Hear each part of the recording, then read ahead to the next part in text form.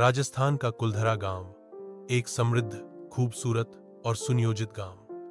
वहां के निवासी पालीवाल ब्राह्मण बुद्धिमान, शिक्षित और संपन्न थे।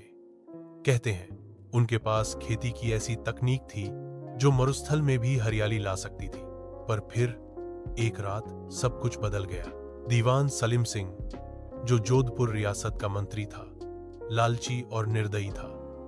उसकी नजर कुलधरा की एक सुंदर ब्राह्मण कन्या पद्मिनी पर पड़ी। पद्मिनी सिर्फ सुंदर ही नहीं, तेजस्विनी और विदुषी भी थी। दीवान ने पिता को बुलाकर कहा, या तो बेटी मुझे सौंप दो या पूरे गांव को जला दूंगा।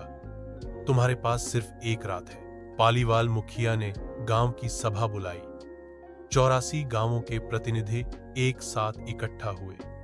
सबने एक मत से निर्णय लिया, हम आत्मसमर्पण नहीं करेंगे। हम इस धरती से चले जाएंगे, पर इज्जत की कीमत पर नहीं। रात जब 84 गांव गायब हो गए, उस रात चांदनी में एक कतार बनाकर हर घर से लोग निकलने लगे। औरतें रो रही थीं, बच्चे चुप थे, मर्दों की आंखों में आग थी। वो सिर्फ कुलधरा ही नहीं, आसपास के 83 गांव भी सब खाली हो गए। कोई नहीं जानता वो कहां गए। जाते जाते उन्होंने एक अंतिम तांत्रिक अनुष्ठान किया।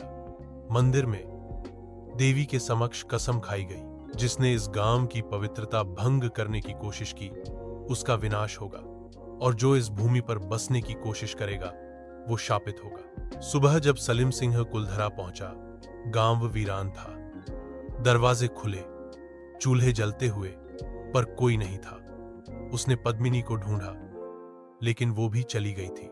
गुस्से में आकर उसने गांव पर कब्जा करने की कोशिश की, लेकिन तब से लेकर आज तक जो भी उस गांव में बसने गया या रात गुजारी, कभी लौट नहीं पाया।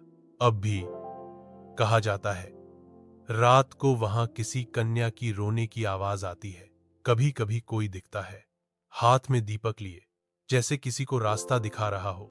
लेकिन अगर आप पास जाएं, तो वो चेहरा इंसानी नहीं होता। तो वो लोग कहां गए? कोई कहता है वो सिंध की ओर चले गए, कोई कहता है उन्होंने सामूहिक आत्महत्या कर ली थी, पर सच्चाई किसी को नहीं पता। शायद उन्होंने खुद को समय से काट लिया और शाप बनकर आज भी वहीं है। क्या आप जानना चाहेंगे पद्मिनी का क्या हुआ, या वो रहस्यमयी अनुष्ठान क्या था जिससे गांव हमेशा के लिए शापित हो गया?